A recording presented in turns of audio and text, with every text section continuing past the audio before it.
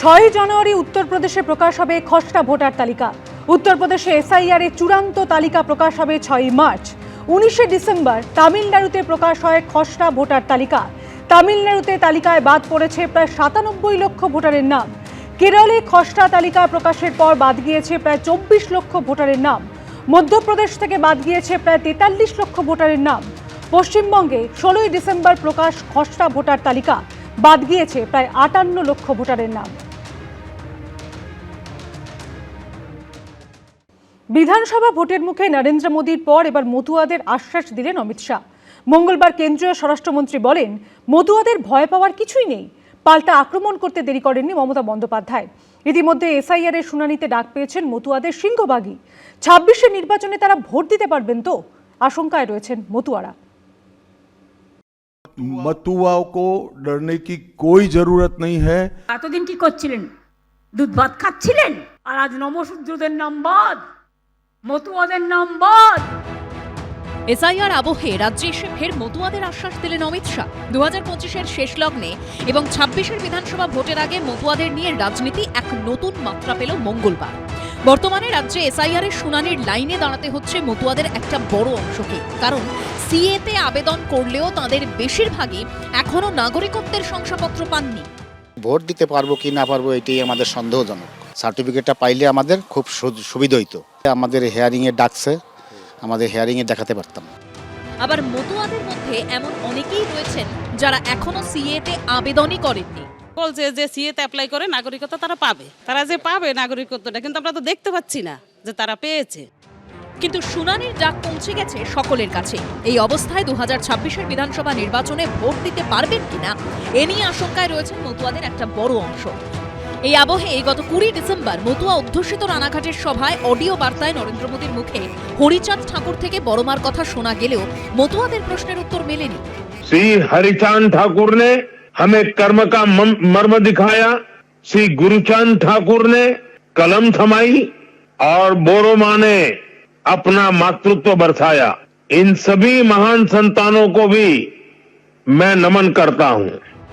পরে এক্সান্ডেলে প্রধানমন্ত্রী লেখেন, আমি প্রত্যেক মতুয়া ও নমশূদ্র পরিবারকে প্রতিশ্রুতি দিচ্ছি যে আমরা সর্বদা তাঁদের পাশে থাকব। তারা তৃণমূল কংগ্রেসের দয়ের উপর নির্ভরশীল নয়। আমাদের সরকার যে সিএএ এনেছে তাতে মতুয়াদের সসম্মানে ভারতে বসবাসের অধিকার দেওয়া হয়েছে। পশ্চিমবঙ্গে বিজেপি সরকার শপথ নেওয়ার পর মতুয়া ও নমশূদ্র সম্প্রদায়ের জন্য আরো অনেক কিছু করবে। মোদীর পর এবার সেই প্রতিশ্রুতি শোনা গেল অমিত শাহের গলায়। मतुआओं को डरने की कोई जरूरत नहीं है। ये भारतीय जनता पार्टी का वादा है। जो शरणार्थी बंगाल में आए हैं वो भारत के नागरिक है, इनका कोई नुकसान नहीं कर सकता, ममता बनर्जी भी नहीं कर सकती। মতুয়াদের যেভাবে ওই নাগরিকত্ব দেখিয়ে আপনারা গাজর দেখিয়েছেন, মতুয়াদের প্রতিনিধি ভারতীয় জনতা পার্টির লোকসভার সাংসদ এবং বিধায়করা বলছে যদি মতুয়ার নাম বাদ যায় বাদ যাবে। এ আবার তৃণমূল বলছে না, বিজেপির লোকেরাই বলছে। বিজেপি তৃণমূল দুপক্ষই বলছে মতুয়াদের পাশে তারা আছে, কিন্তু মতুয়াদের একাংশ প্রশ্ন তুলছেন, শুনানিতে তাদের কি হবে? তারা কি আদৌ 26-এ ভোট দিতে পারবেন? মতুয়াদের দাবি ছিল যে আমাদের নিঃশর্ত নাগরিকত্ব দিতে হবে, সেটা সরেছে এখন সিএ এর মাধ্যমে আসছে। সিএ এর মাধ্যমে আসলে প্রথমে বলতে হচ্ছে আমরা উদ্বাস্ত। আমরা এমনভাবে আতঙ্কে আছি যে মানুষ অনেকে এই আতঙ্কের জন্য হার্টফেল করে মারা যাচ্ছে। এর চাইতে আর কি আতঙ্ক হতে পারে আমাদের জানা নেই। এই অমিত শাহই বলেছে অনুপ্রবেশকারী। 2019-তে যখন আন্দোলন হয়েছিল, 90-তে গিয়ে ওরা একটা আইন পাস করে তারপরে বলো যে না ওরা সব শরণার্থী। তার আগে কি বলেছে? অনুপ্রবেশকারী।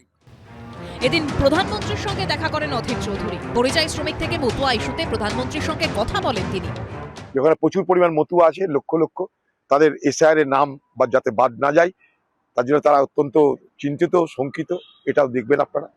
আমি গতকাল অমিত শাহকেও চিঠি দিয়েছি, এর আগেও চিঠি দিয়েছিলাম অমিত শাহকে, এর আগেও প্রধানমন্ত্রীকে আমি চিঠি দিয়েছি এইসব বিষয়ে। আমি আমার মতো করে, যেহেতু আমি একসময় এমপি ছিলাম, অন্তত মুখটা চেনে, নামটা জানে, আমি চেষ্টা করি আমাদের চিঠি দিয়ে দেখা করে, এটা আমার কর্তব্য। এদিন খসড়া তালিকায় বাদ যাওয়া এবং এসআইআর এর শুনানিতে ডাক পাওয়া মতুয়া, নমশূদ্র সহ অন্যান্যদের নিয়ে নদিয়ার নাকাশিপাড়া ব্লক অফিসে বিক্ষোভ দেখান পলাশীপাড়ার তৃণমূল বিধায়ক মানিক ভট্টাচার্য। দীপক ঘোষ, বিজেন্দ্র সিংহ ও সমীরণ পালের রিপোর্ট, এবিপি আনন্দ। পশ্চিমবঙ্গে এসআইআর ঘিরে তপ্ত রাজনীতি। ফের নাম না করে মুখ্য নির্বাচন কমিশনার জ্ঞানেশ কুমারকে নিশানা করলেন মমতা বন্দ্যোপাধ্যায়। বিজেপি ও নির্বাচন কমিশনের আতাতের অভিযোগও তুললেন। পাল্টা আক্রমণ শানিয়েছেন অমিত শাহ। ওদের টার্গেট হচ্ছে ইলেকশন কমিশনকে সামনে রেখে সে হচ্ছে বিজেপির বড় দালাল। वो हारने के बाद शायद ऐसा कही कि मेरे कार्यकर्ता ही बीजेपी में चले गए। এসআইআর এর শুনানি পর্ব চলছে। হিয়ারিং এ বিএলএদের থাকা নিয়ে রাজনৈতিক টানাপোড়েন তুঙ্গে উঠেছে। বয়স্ক অসুস্থদের হিয়ারিং এ ডাক পড়ার হয়রানির অভিযোগ ঘিরেও চরমে উঠেছে চাপানোতর। এই আবহে ফের নির্বাচন কমিশনকে নিশানা করলেন মমতা বন্দ্যোপাধ্যায়। আমি পরিষ্কার করে বলছি, যাদের 54 লক্ষ মানুষের নাম বাদ গেছে তারা আবার অ্যাপ্লাই করবেন। দিল্লি থেকে বিজেপির একজন বসে আছে আইটি সেলের, তিনি ইলেকশন কমিশনের অফিসে বসে ইয়ারোদের নামে মিথ্যে কথা বলে, ইয়ারোরা জানে না তাদের নামে সই করে ওই নামগুলো বাদ দিয়েছে। এটা করতে ওরা বাধ্য, এটা আপনাদের অধিকার, না হলে ঘিরে বসে থাকবেন মেয়েরা। देखिए, ममता जी के पास से और कोई अपेक्षा रख नहीं सकते। उनके खिलाफ जजमेंट आएगा तो जुडिशरी बीजेपी की है, इलेक्शन कमीशन घुसपैठिया हटाएगा, एसआईआर लाएगा तो इलेक्शन कमीशन बीजेपी का है। वो हारने के बाद शायद ऐसा कही कि मेरे कार्यकर्ता ही बीजेपी में चले गए। নাম না করে মুখ্য নির্বাচন কমিশনারকেও কার্যত হুঁশিয়ারি দিয়েছেন তৃণমূল নেত্রী। আমি একজন ভ্যানিশ কুমারের কথা বলছি, নকল ভ্যানিশ কুমার ঘরে বসে নাম কাটছে এআই দিয়ে। একদিন দেখবেন আপনার নামটাই কেটে গেছে, বিজেপি চিরকাল থাকবে না। সেদিন মনে রাখবেন আপনার পরিবারের ওই ডিএমও থাকবে না, আর আপনার পরিবারের এসপিও থাকবে না।